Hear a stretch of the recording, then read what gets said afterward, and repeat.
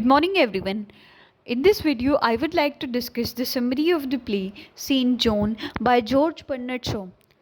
This play, a play of ideas, was published in the year 1923, just after 3 years when Saint Joan was canonized as the saint.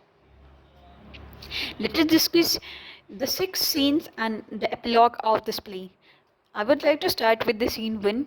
The scene 1 takes place in the spring of the year 1429 AD in the castle of Captain Robert de Baudricourt, a handsome and physically energetic man with no will of his own. Sir Robert is blustering about because there are no eggs. His steward maintains that it is an act of God, but that the hens won't lay because there is a spell on us. We are bewitched as long as maid is at the door. Sir Robert is thunderstruck that the maid from the Lorraine is still outside because he dismissed her 2 days ago. But we hear that she will not leave.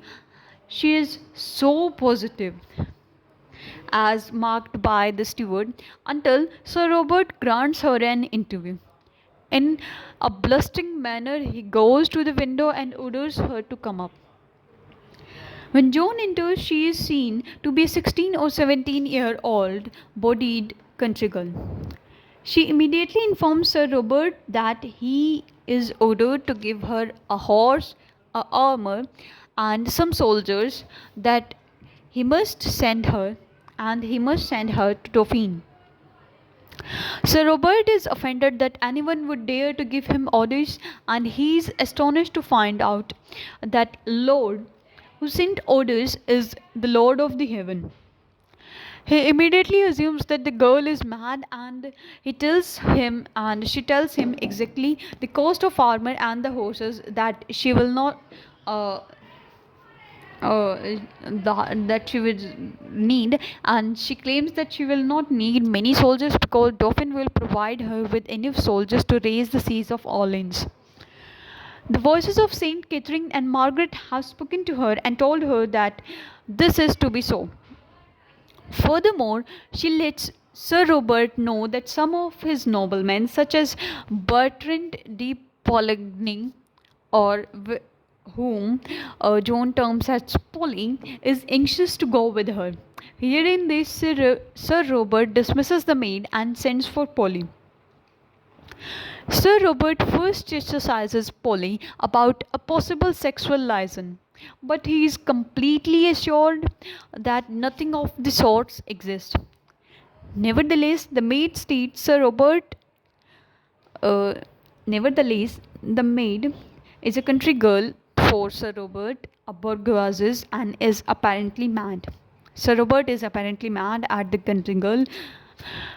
Polly, however, reviews the military position. The English, along with their French allies, the Burgundians, hold over half of France. The Dauphin is trapped like a rat in the corner and does nothing. Even the bastard, that is the Dunos, can't save Orleans, thus, what is needed is a miracle. As Polly says, we want a few mad people now. See where the sane ones has landed us.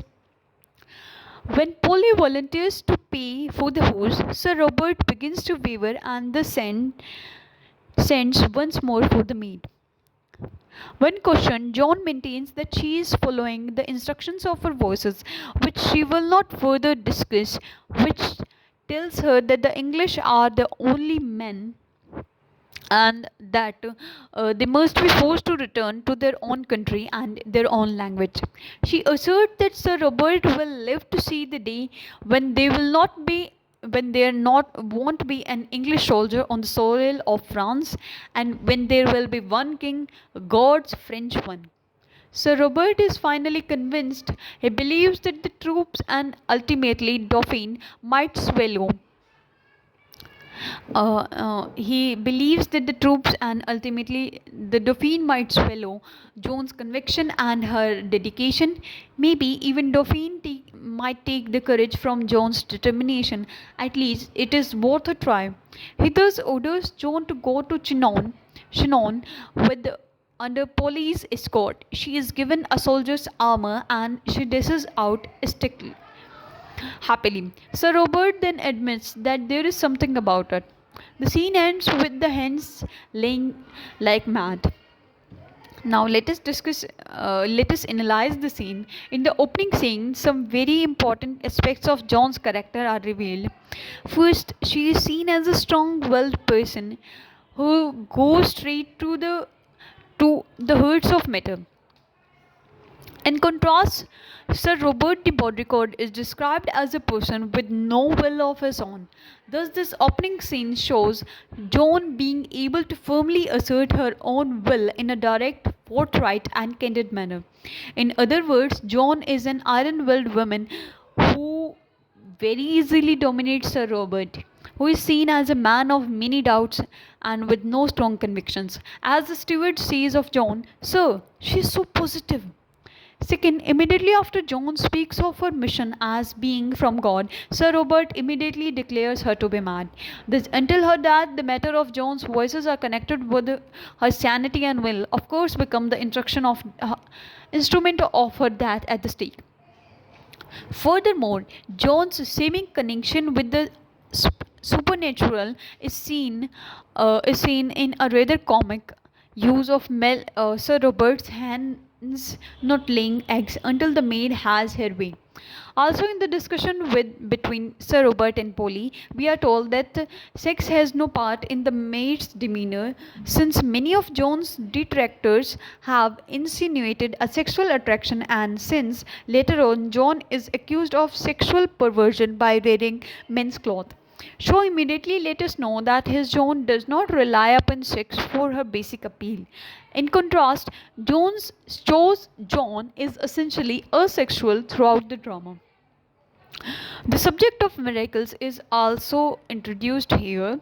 A saint is one who is most often associated with a miracle of some sort, and when the situation is when the situation in France is evaluated, then only a miracle can save France.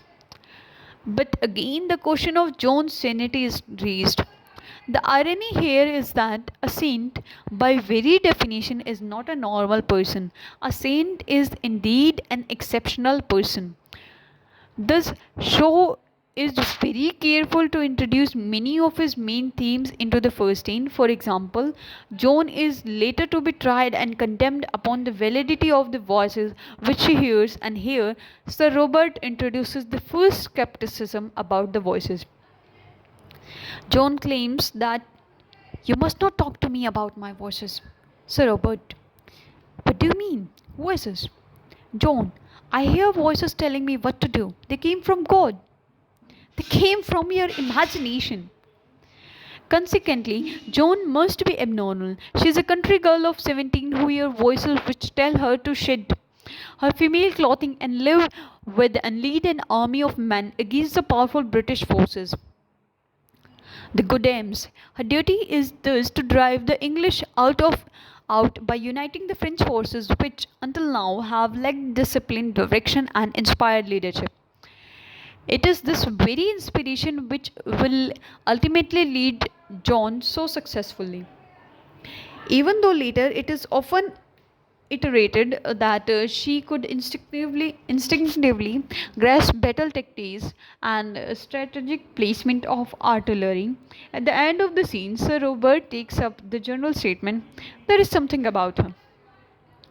Theatrically, she opens and closes the scene with the melodramatic device of absurd pseudo miracle of the eggs. This is ultimately a true comment because most people, once convinced that a people is saint, will then attribute all sort of miracles to that person. Now, in this video, I would like to conclude with summary and analysis of scene 1. In next video, I will follow up with the next scenes. Thank you.